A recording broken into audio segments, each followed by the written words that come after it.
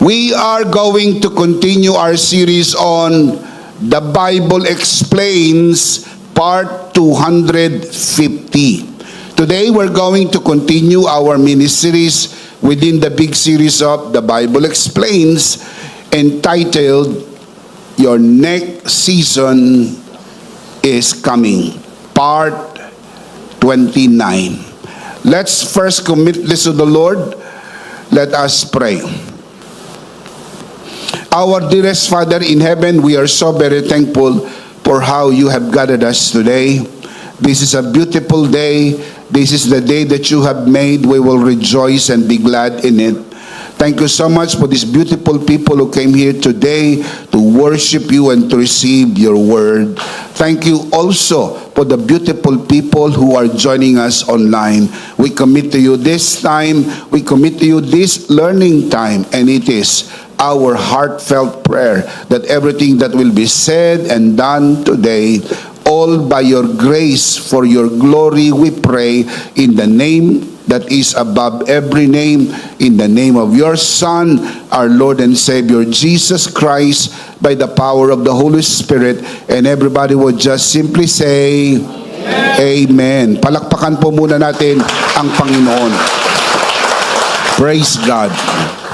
Today, we're going to talk about Nahum or Nahum. Who is Nahum? Nahum was one of the minor prophets who ministered around 660 to 630 BC. During the height of the Assyrian Empire, he was sent by God to proclaim judgment on Nineveh and comfort for Judah, assuring God's people that oppression would not last forever. Ang situation at setting kung saan itong si Nahum ay nag-minister ay kung saan ang lakas at puwersa ng imperyo ng Assyria ay sumasakop sa bayan ng Diyos. At ang mensahe po ng propeta ay judgment upon Nineveh, the capital city of the empire of Assyria, and comfort for the people of God in Judah. Having said this, allow me to share with you today two things that happen when grace opened your eyes from the story of Nahum. Let's begin. Number one, grace opens your eyes to God's character. Write it down. Grace opens your eyes to God's character. Sa wikang Pilipino, binubuksan ng biyaya ang iyong mga mata sa karakter ng Diyos o mga katangian ng Diyos. Nahum began declaring the character of God. Nahum chapter 1 verse 3. The Lord is slow to anger, but great in power. The Lord will not leave the guilty unpunished. His way is in the whirlwind and the storm, and clouds are the dust of his feet. Binuksan po ng propeta Nahum ang kanya pong sulat, ang libro ng kanyang isinulat, na inilaladlad po sa mga mambabasa ang mga katangian ng Diyos. Dito sa nag-iisang bersikulo na ito, agad makikita na po natin ang 5 karakter ng Diyos na ipinakikita sa atin. God's character in Nahum chapter 1 verse 3. Only one verse, but you can easily spot five character of God. Number 1, the Lord is patient. The Lord is patient. Ano po ang sabi ni Prophet Nahum? The Lord is slow to anger. God is not quick-tempered. He gives people time to repent and does not judge hastily. This revealed His patience and mercy and allows space for grace before judgment. Makikita po natin ang pagpapanihuhod ang pagpapasensya ng Diyos, sapagkat hindi po siya agad-agad nagagalit. Hindi po high blood ang Diyos dahil wala po siyang dugo. Ang Diyos ay banayad sa pagkagalit. The Bible says that God is not willing that any should perish. God is so very, very patient. Number 2, the Lord is all-powerful. The Lord is all-powerful, meaning omnipotent. The prophet said, but great in power. Great in power. The Lord is low in anger, but great in power. God is not only patient, He is also mighty. He is also almighty. He is also all-powerful. His power is unmatched and absolute. This shows that His sovereignty and authority over all things. Number 3, the Lord is the righteous judge. The Lord is the righteous judge. The prophet said, the Lord will not leave the guilty unpunished. God is righteous and fair. While He is patient, He does not ignore sin forever. This reveals His justice and holiness. He upholds what is right. Hindi ho kinukonsinti ng Diyos ang kasamaan. Ito po, mga kapatid, ang katangian ng Diyos.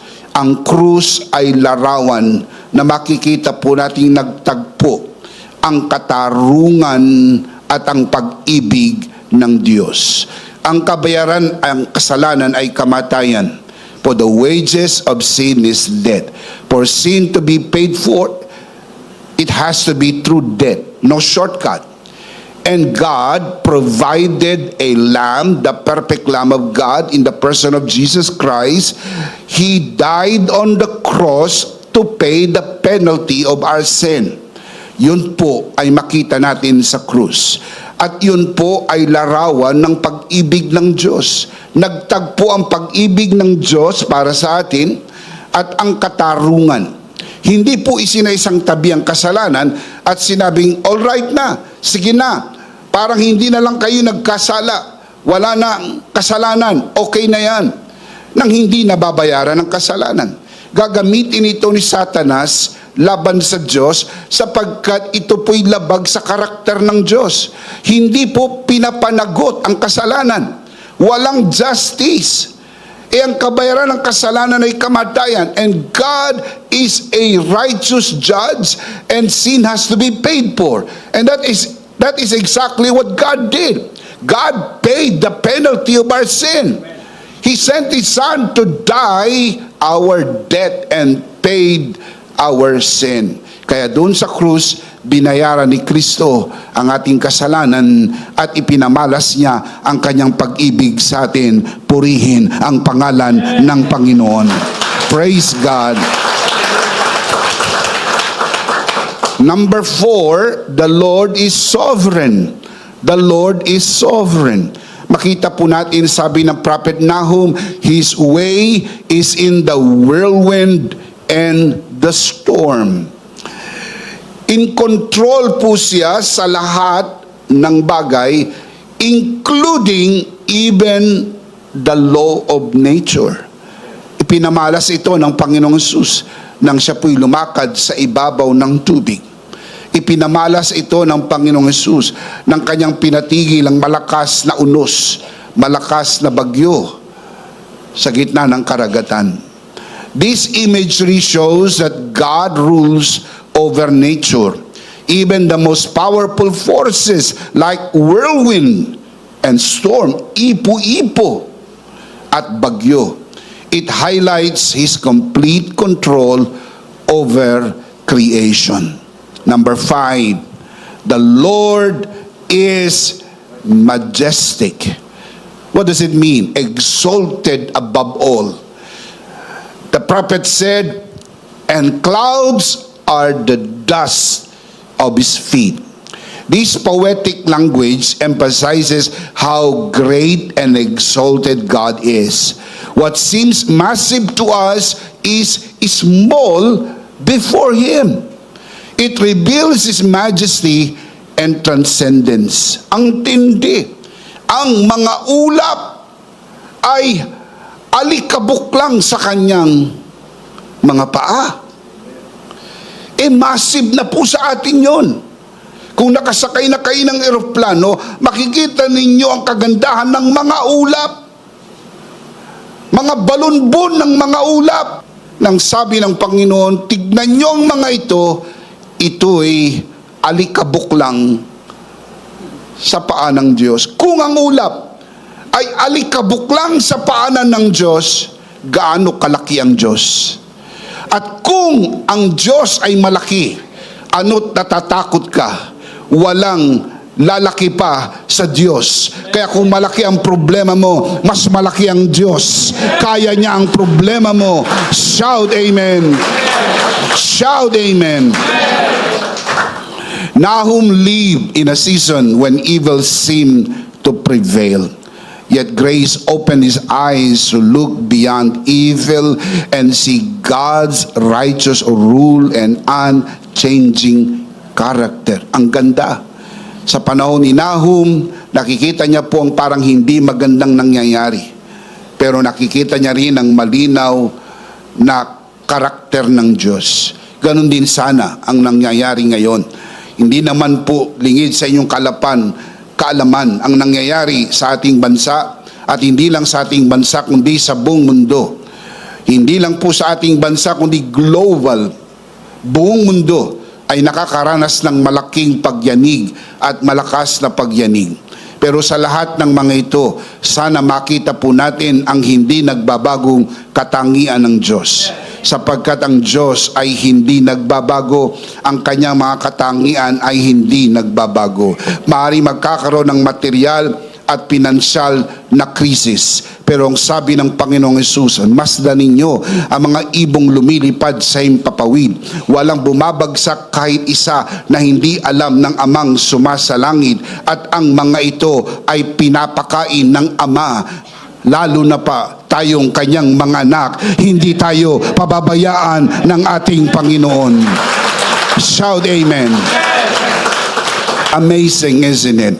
In the same way, grace enables us to interpret difficult seasons not merely by what we see, but through the lens of who God is. Kaya mahalaga yung kilala mo ang Diyos. Mahalaga po yun. For I know whom I have believed, sabi ni Apostol Pablo. Kaya hindi po siya nabagabag. Kahit na siya po ay may sentensya ng kamatayan, kahit siya po'y nakakulong, sapagkat malinaw na malinaw sa kanya, kilala ko ang aking sinasampalatayanan. Kung kilala mo ang iyong sinasampalatayanan, hindi ka mababagabag.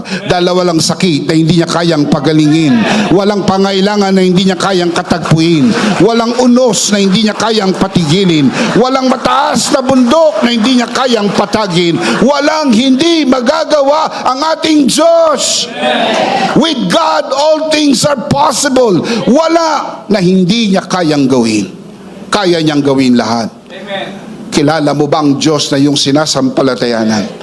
Sinabi ng doktor, wala na kaming magagawa. 3 months to live ka na lang. At napapanood mo ang broadcast na ito, hindi aksidente. Totoong wala na magagawa ang doktor dahil limitado ang kanyang kakayahan. Pero hindi aksidente napapanood mo ang broadcast na ito. May magagawa ang Diyos sa iyo. Ngayon, ang araw ng iyong kagalingan. Everybody say, today is your healing day. Today is your healing day. Why do we say that confidently? Because we know who God is. He is a healing God. Amen. He is good, and He is good all the time. Mabuti ang Diyos ng ating Panginoon Kristo ay magkatawang tao at lumakad sa gitna ng maraming mga tao, lahat ng lumapit sa Kanya para sa kagalingan, walang nabigo kahit isa. Lahat ng kanyang hinawakan ay gumaling. Lahat ng humawak sa kanya ay gumaling. Sapagkat inilalarawan ng Panginoong Hesus ang karakter ng Diyos. Ang Diyos ay mabuti. Kung may sakit ka, gusto ng Diyos gumaling ka. Kung may pangangailangan ka, gusto ng Diyos katagpuin ang iyong pangailangan. Pero ilagay sa isip, nangyayari lang ito sa naniniwala. Kapag naniniwala ka, gagawin ng Panginoon sa iyo ang iyong pinaniniwalaan. Palakpakan natin ang Panginoon. Praise God! Praise God!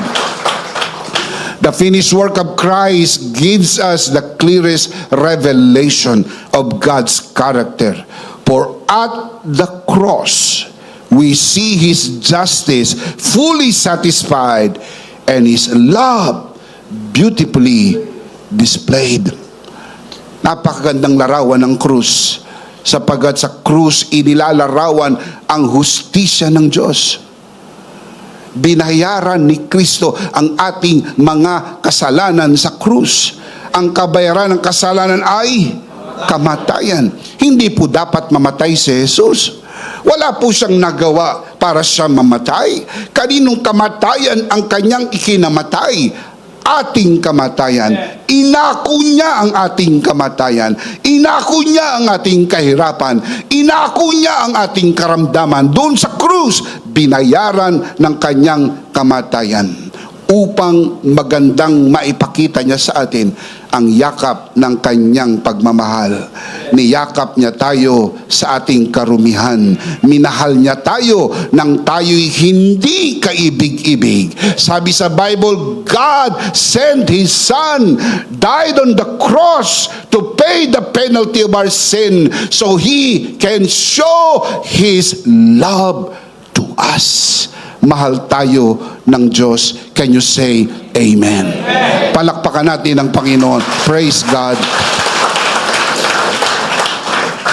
At the cross, sin was judged in Christ, and grace was poured out upon us, proving forever that God is for us and never, ever against us. Hindi ho laban ang Diyos sa atin. Hindi ho galit ang Diyos sa atin. Kapag sinabi ng relihiyon sa inyo, galit ang Diyos, yan po'y maling mensahe.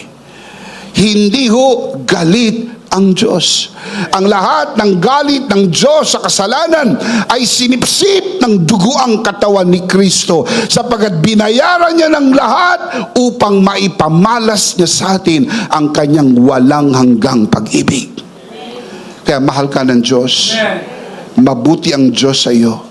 Kapag may mga hindi magandang nangyayari sa buhay natin, kagyat na bumubulong ang kaaway, parusa ng Diyos, pinapalo ka ng Diyos, galit ang Diyos, that is a lie. The devil is a liar. Huwag mong pakinggan ang bulong ng kasinungalingan. May mga hindi magandang nangyayari sa buhay natin simply because we're still on this earth. Ang paa natin nakatungtong pa rin sa lupa na ito. Apektado tayo sa lahat ng nangyayari sa paligid natin. Tanungin ko mo kayo, apektado po ba tayo sa pagtaas ng presyo ng krudo? Apektado po ba tayo sa pagtaas ng presyo ng mga bilihin?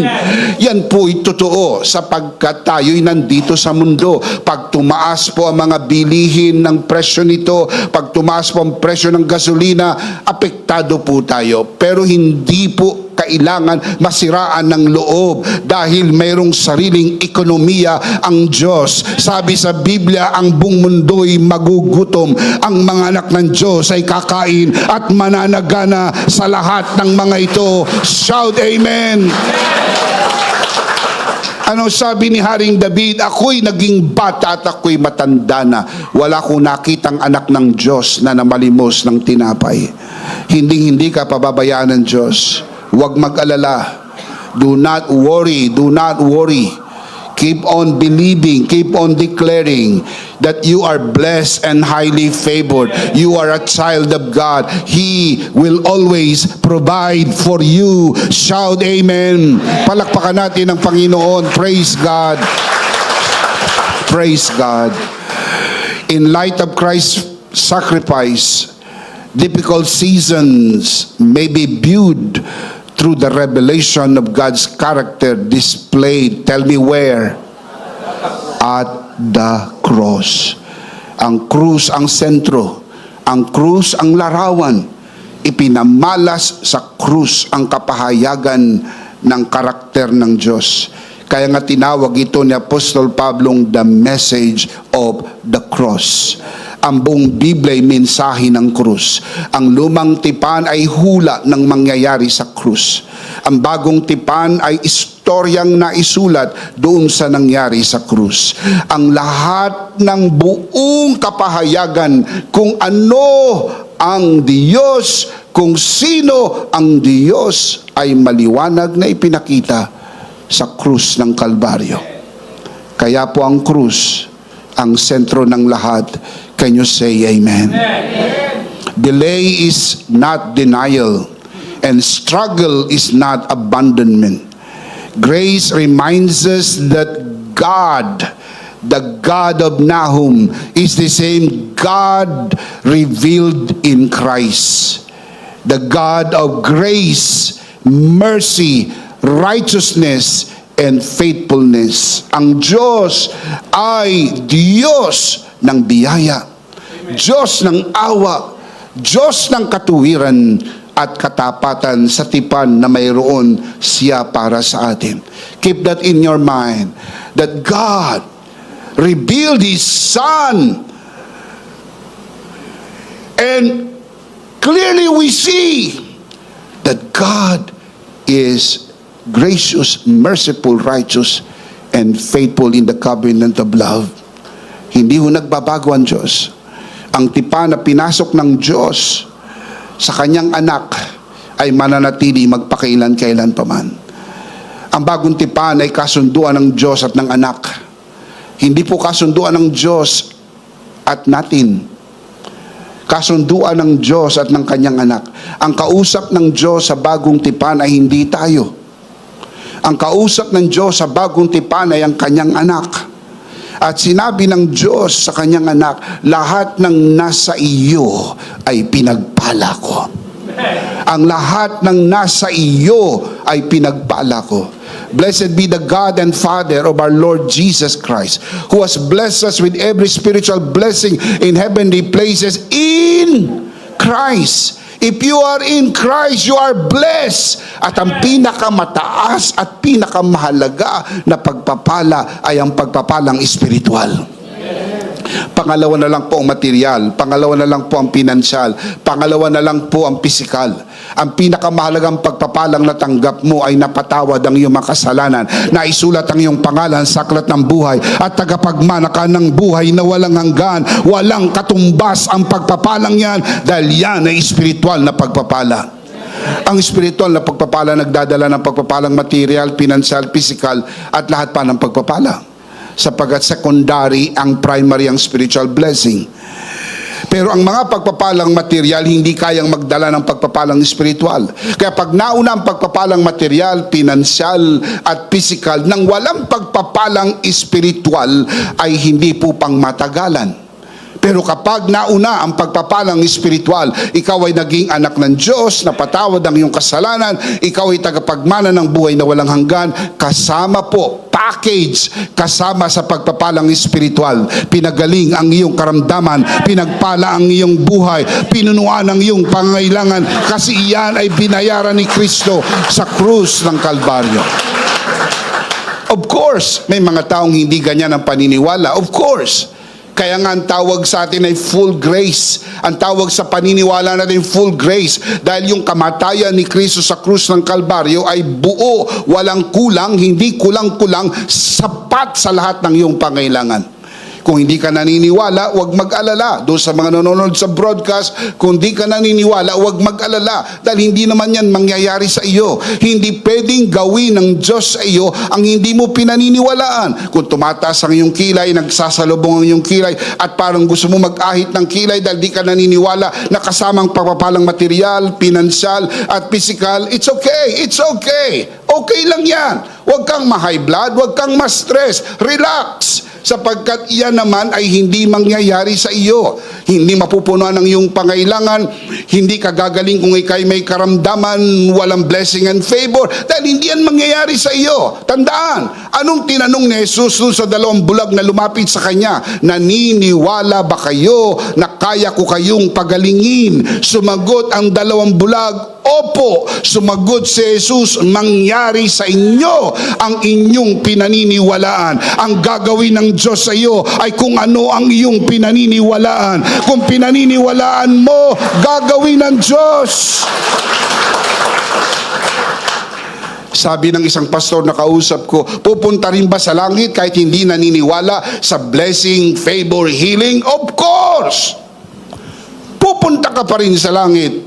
Mabilis kang pupunta sa langit. Wala itong kaugnayan sa iyong kaligtasan. Ito po'y idinagdag na pagpapala sa iyong kaligtasan. Pero kung ayaw mo, huwag mo. Hindi naman po namimilit ang Diyos. Kagaya po sa lugar ng Nazareth, kung saan lumaki si Jesus, yung mga tao ayong maniwala na siya ang anak ng Diyos na buhay. Ang tingin lang nila kay Jesus, dahil doon sa lumaki, nakita nila ang batang si Jesus na taga Nazareth. Hindi sila naniwala. Mababasa nyo sa Bible, hindi po siya gaanong nakapagpagaling sa lugar ng Nazareth. Bakit? Naubusan siya ng power? Hindi niya kayang magpagaling? Hindi po. Dahil hindi naniniwala ang mga taga Nazareth. Kapag hindi ka naniniwala, natatalian mo ang kamay ng Diyos. Nahahadlangan mo ang daloy ng pagpapala at pabor sa iyo, sapagkat hindi ho namimilit ang Diyos. Kung ayaw mo, huwag mo. Pero itaas ang kamay ng gusto, ang pagpapala, pabor, kalusugan at lahat ng biyaya. Itaas ang kamay. Naniniwala ba kayo? Do you believe? Everybody say, I believe. Palakpakan natin ang Panginoon. Praise God. Praise God. Remember, it only happens to those who? It only happens to those who? Do you believe? How many believers we have today?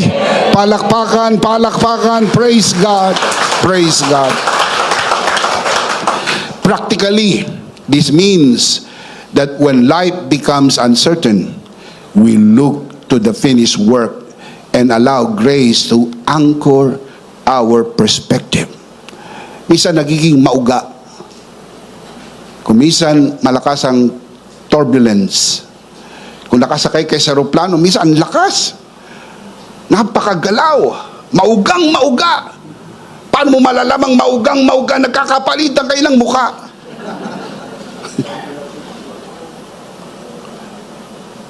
Natitigil yung pagkain mo. Kailangan mo hawakan yung tray mo dahil masyadong mauga. Pero panandalian lang. Ganon din minsan sa paglalakbay sa dagat. Napakaalon.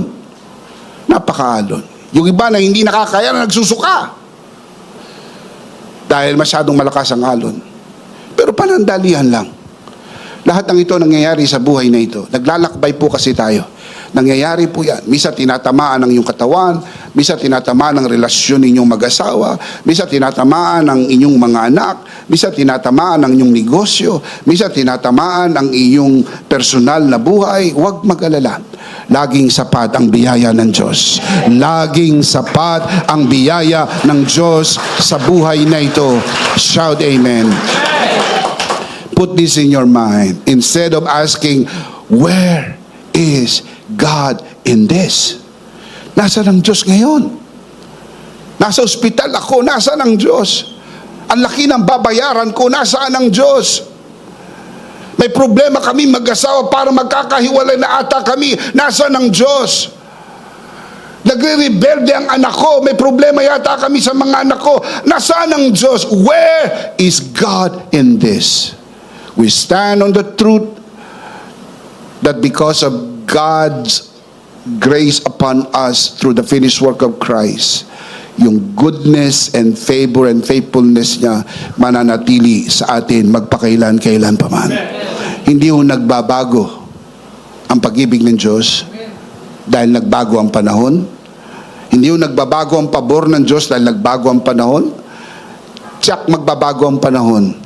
Kaya mahalaga yung karakter ng Diyos. Immutable, never changing. Immutability of God. Kaya mababasa nyo sa Bible, sa Malakay chapter 3 verse 6. Oh, kinabahan kayo, kala nyo Malakay 3:10. Malakay 3:6. I am the Lord and I do not change. Ako ang Panginoon. Hindi ako nagbabago. Kaya mahawakan mo ang kanyang karakter.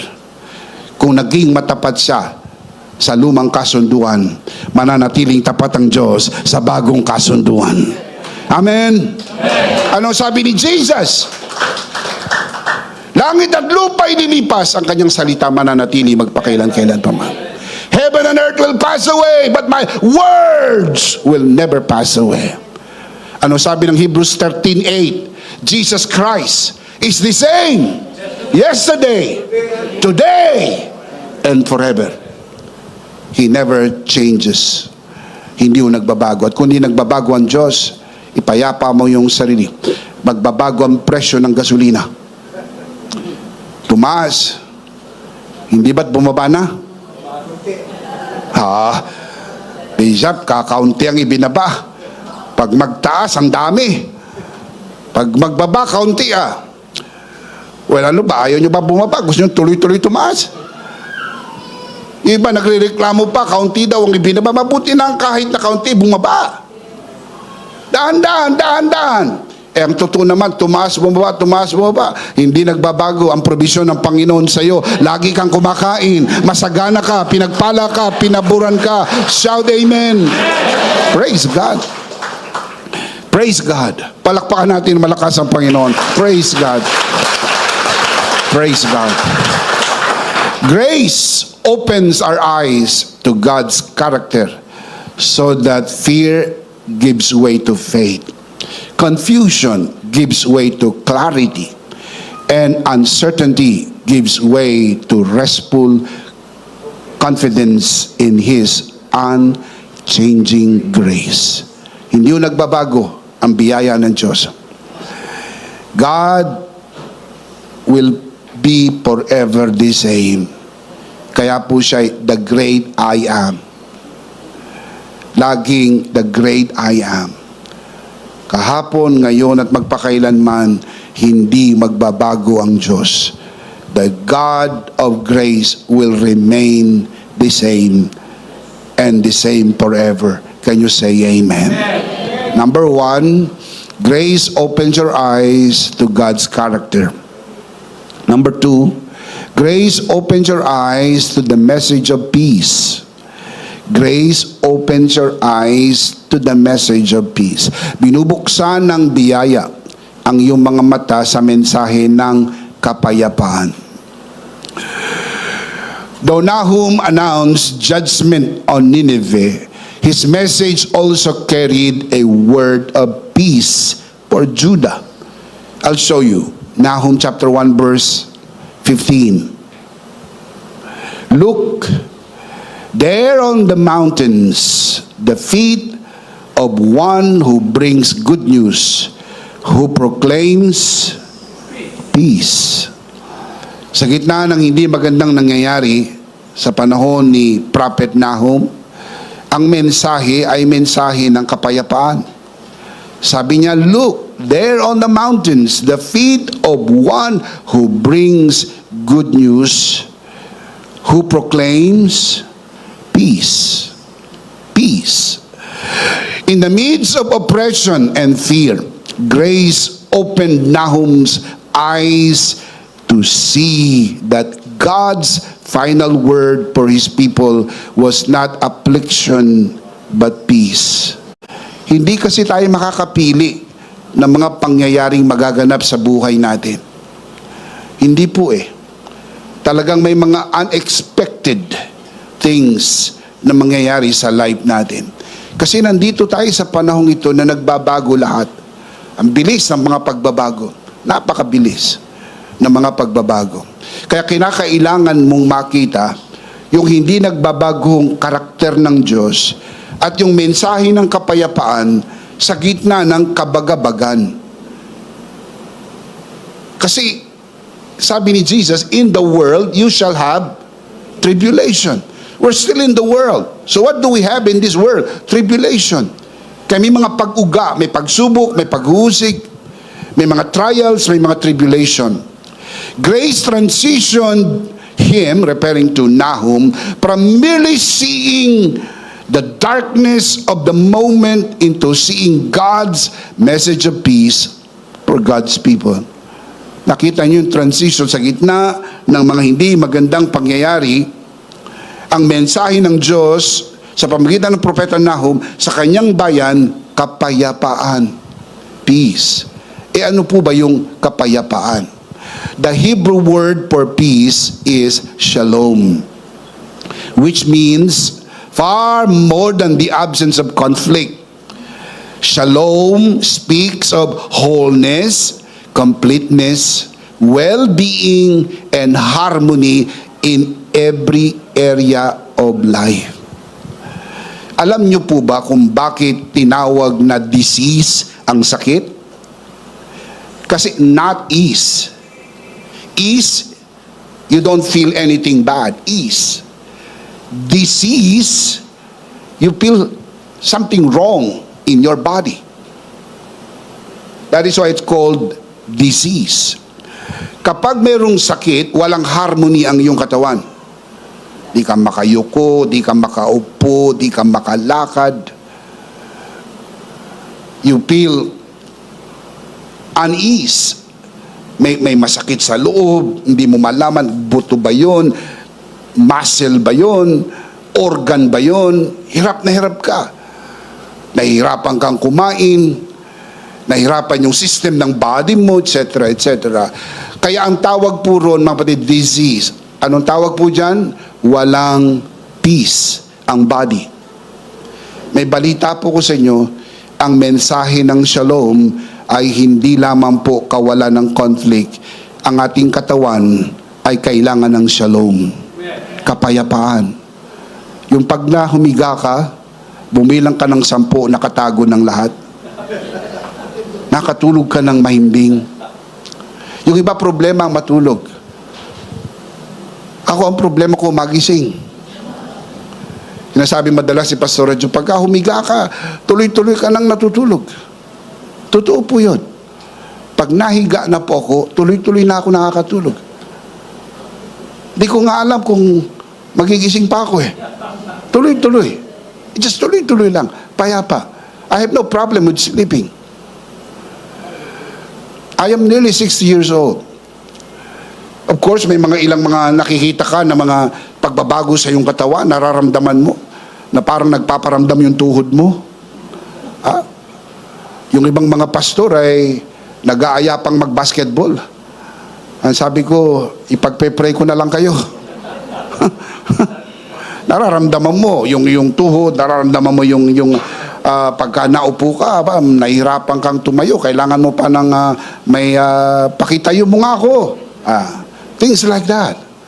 It happens naturally. Huwag ko kayo magsisinungaling. Ngiti ng ngiti ng iba, pero alam nyo, ganun din kayo. Nangingiti kayo, pero yun nararamdaman ninyo. Kaya nakakatuwang pagbasa nyo mga bata, ang lalakas, ang sisigla.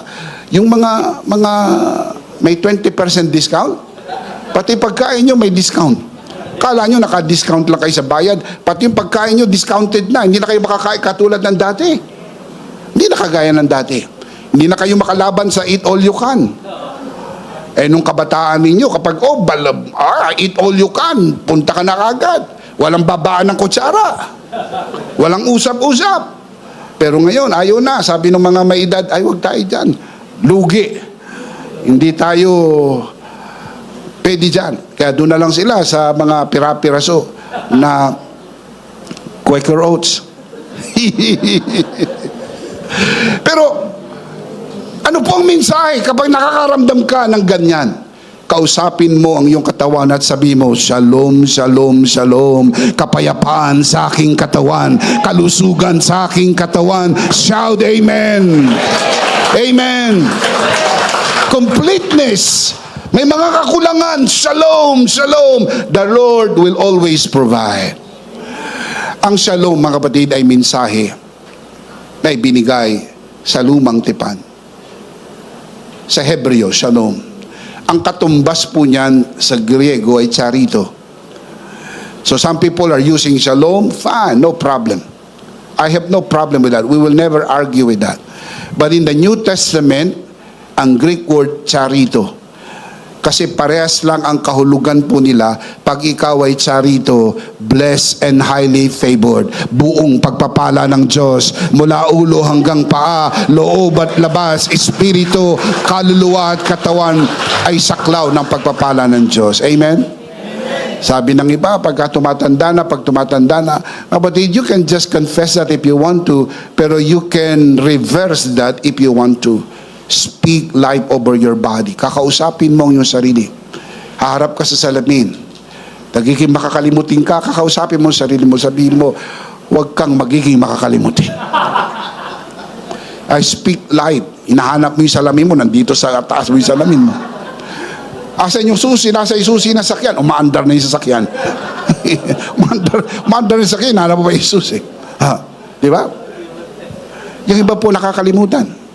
Nakakalimutan ng maraming bagay. Sabi nila dahil humihina ng mga dendrites, etc., etc. Medically, they are showing us the study. Pero we have a greater record, the record of the finished work of Christ. Speak life over your body. Speak life over your mind. Speak charito, blessing and highly favored. Speak shalom. Palakpakan para sa Panginoon. Praise God. Take note, in every area of life. At Christ's birth, peace was declared. Glory to God in the highest, and on earth, peace to men. Luke chapter 2 verse 14. Nang ipanganak si Jesus, idiniklara ang kapayapaan. At the cross, He became our peace. The Apostle Paul writes, for He Himself is our peace. Ephesians chapter 2 verse 14. Ipinanganak siya, ipinahayag kapayapaan. Nung mamatay po siya sa krus ng Kalbaryo, tinawag ni Apostol Pablong kapayapaan. Kapayapaan para sa atin. In Christ, peace is not the absence of trouble, but the reality of wholeness, completeness, well-being, and harmony in every area of life. Flowing from where? His finished work. Kaya sabi ko po sa inyo, yung shalom ng Hebreo, through the finished work of Christ, yung charito ng New Testament, the same. Ang basis po is the cross. Ang mga prophets ng Old Testament, looking forward to the cross. We who live in the New Covenant, we always look back to the cross. Lagi natin nililingon at binabalik-balikan ang krus dahil lahat ito nagsimula sa krus. Can you say amen? The cross opens our eyes to see that our debt has been fully paid and that we now stand in peace with God. Hindi na galit ang Diyos sa atin. Mayroon ng kapayapaan sa Diyos through Jesus Christ and His finished work. Look at the scripture. Romans chapter 5 verse 1. Therefore, the Apostle Paul writes, since we have been justified through faith, what do we have now? We have peace with God through our Lord Jesus Christ. Ang kapayapaan ay hindi bigay ng gobyerno. Ang kapayapaan sa Diyos ay dahil kay Jesucristo. Kapag ikaw ay na kay Jesus, payapa ka na sa Diyos. Ibig sabihin, hindi ka nangangamba na ikaw ay parurusahan ng Diyos. Makinig po maigi.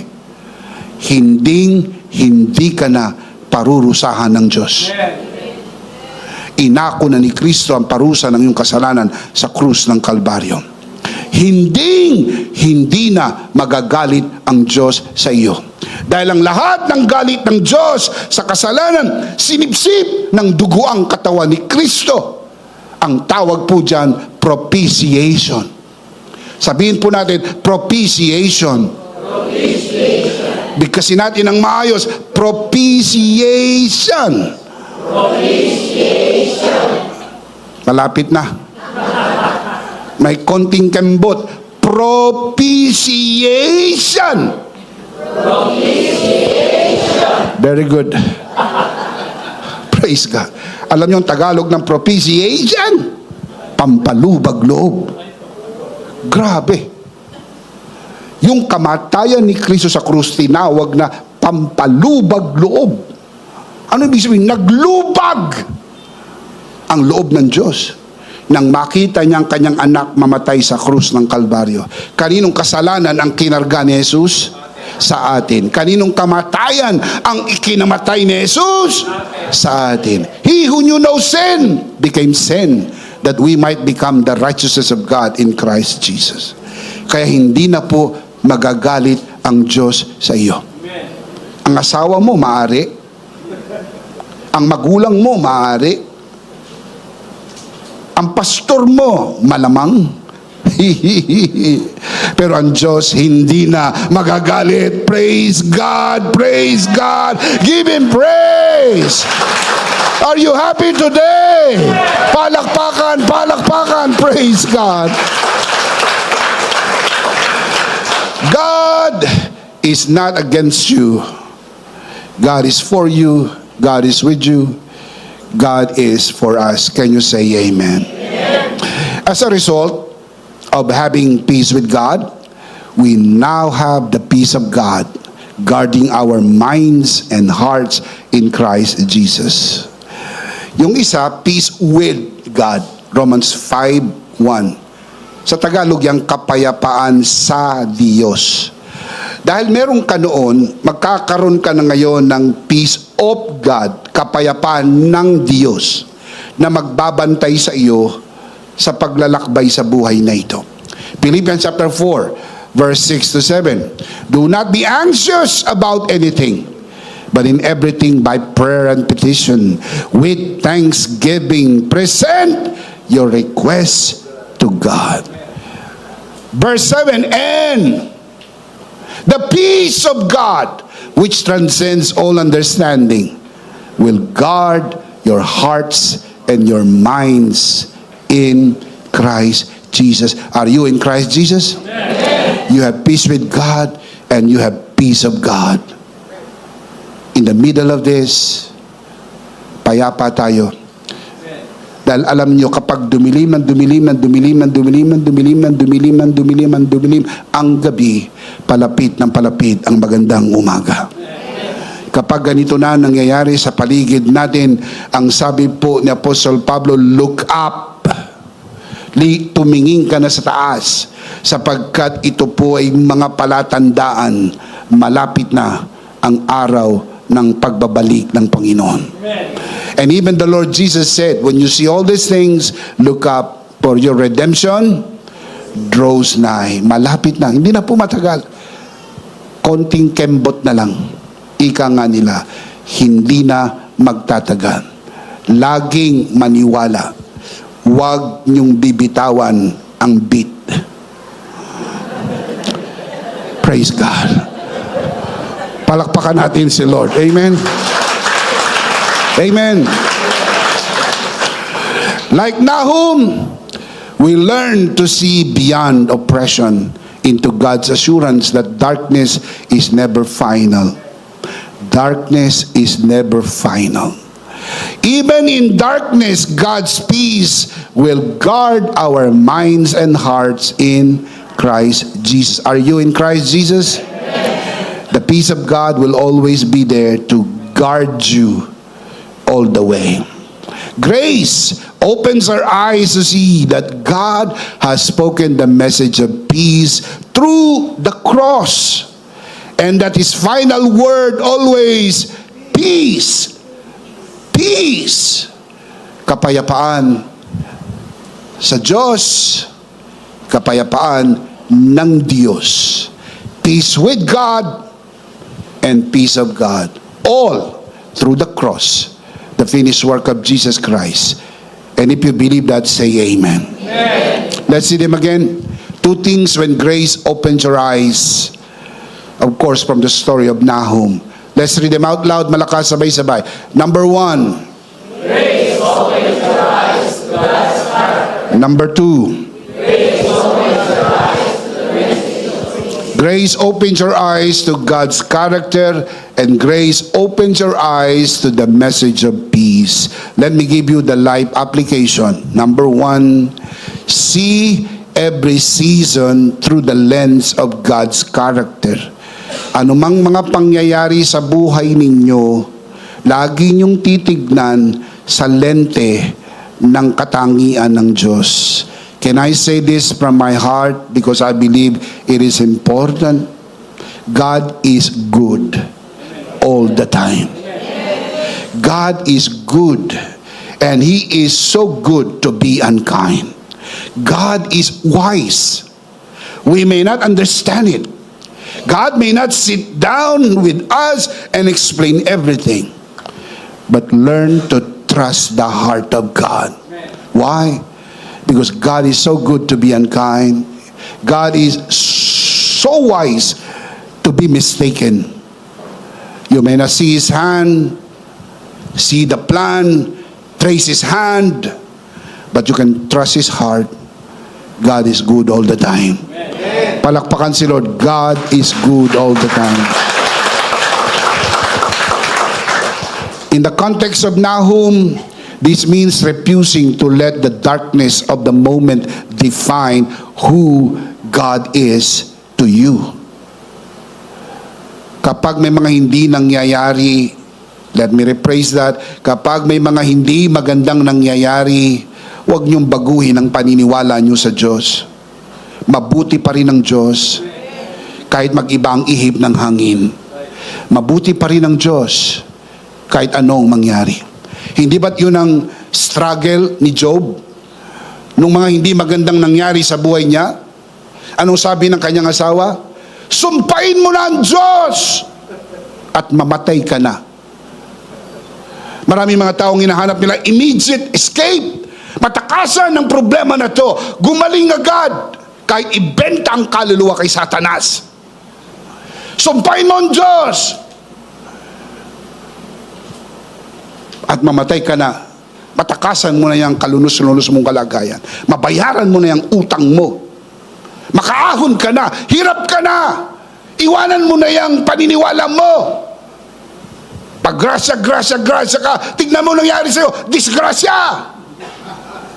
Yan po yung mga mangungusig, mga nangungutya. Pero hayaan yung palakasin tayo na Peno sa araw na ito. Ano man ang mangyari, mananatili ang kanyang grasya sa panahon at magpakailan-kailan pa man. Hindi nagbabago ang Diyos. Shout amen. Though evil seemed to prevail, grace opened Nahum's eyes to see God as righteous, faithful, and what else? Unchanging. Immutable. The immutability of God. He will remain faithful forever. Great is your faithfulness, and they are new every morning. Walang araw na hindi mabuti ang Diyos. Maring ang araw hindi kasing ganda ng kahapon, pero sa araw na ito, mabuti pa rin ang Diyos. Palakpakan natin ang Panginoon. Amen! Amen! In every season, whether bright or dark, we are called to see through the lens of His character revealed in Christ, merciful and gracious. Praise God. Praise God. Number 2, remember God's peace in dark seasons. Pag bumabagtas na po tayo at sigurado namang babagtas po tayo one way or the other. Kung hindi nyo pa po naranasan yan sa buhay ninyo, I am telling you this not to scare you, but to prepare you. Kasama po sa lakbaying ito, parang naglalakbay po kayo, kumisa naglakbay kayo ng umaga, tapos inabot kayo ng hapon, inabot kayo ng gabi, iba-iba po ang circumstances. Pero sa anumang sirkumstansya ng pagbagtas ng buhay, isang bagay ang sigurado, hindi ka iniwanan ng Panginoon. At sa lahat ng ito, palagi mong alalahanin ang kapayapaan ng Diyos. Ang kapayapaan mo sa Diyos at ang kapayapaan ng Diyos. Like Nahum, remember that even in dark seasons, God's final word is what? Peace. Through Christ's finished work, His peace remains constant, reminding us that darkness is never the end of the story. Kapag madilim, hindi po yan ang huling bahagi ng kwento ng buhay mo. Lagi ko sinasabi sa inyo, sinimula natin ang series na ito, kapag hindi maganda ang mga seasons na nangyayari sa iyo, hindi yan ang final season. Because in Christ, your next season is... Kapag maganda naman ang nangyayari sa iyo, hindi pa rin yan ang iyong final season, sapagkat kung yan ay maganda, marami pang mas magagandang bagay na gagawin ng Panginoon sa iyo. For in Christ, your next season is... Your next season is... Are you in Christ? Everybody say, in Christ, my next season is coming. Even when the night feels long and uncertain, grace assures us that God's peace is already at work, holding us steady until His promise of beautiful morning breaks through. Remember, the Bible says, weeping may last through the night, but joy comes when? In the morning. Because grace is greater than darkness, and morning is coming. Can you say amen? Let's see them again. 2 life application. Malakas, sabay-sabay. Basahin po natin all together. Ready. Number 1. See every season through the lens of God's heart. Number 2. Remember God's peace in dark seasons. And the big idea is,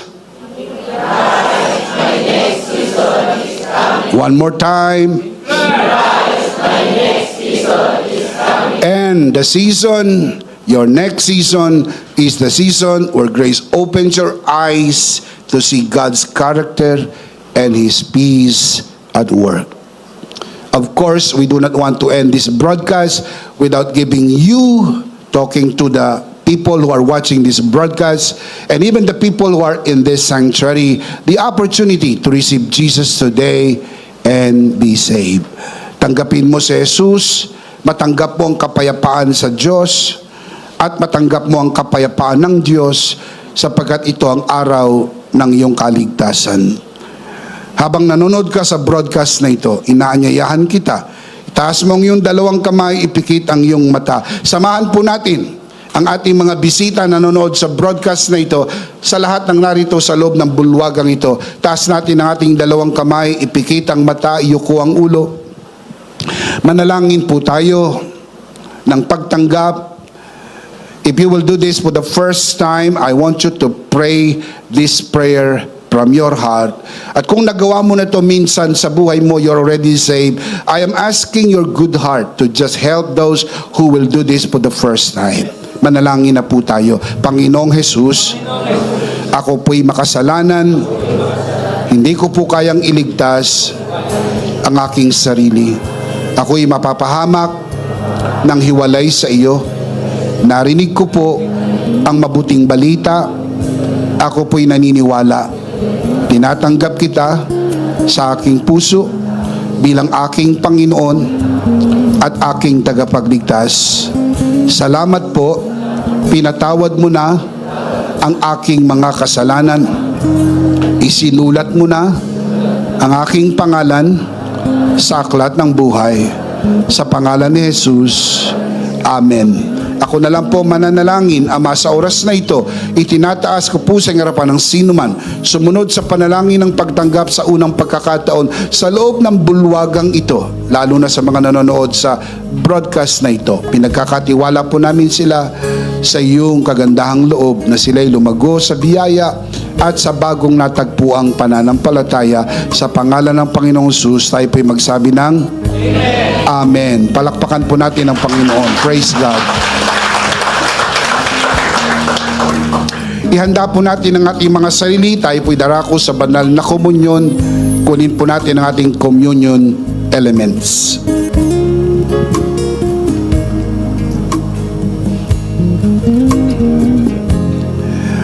Alright, let's do this together mga kabiyaya. Hawak-hawak po natin ang pinakamakapangyarihang simbolo ng tinapos na gawa ni Kristo sa krus ng Kalbaryo. Itong aral na tinanggap ko sa Panginoon at ngayon naman ay binibigay ko sa inyo. Nang gabing siya pagkanuloy dumampot siya ng tinapay, kanyang pinagpiraperso at kanyang sinabi, ito ang aking katawan na pinagpiraperso dahil sa inyo. Gawin niyo to bilang pag-alaala sa akin. Sabay-sabay po natin gawin.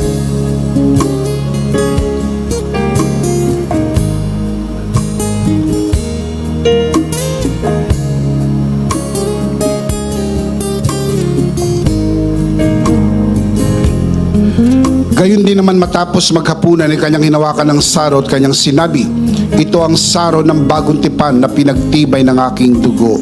Gawin niyo to bilang pag-alaala sa akin. Sabay-sabay po natin gawin.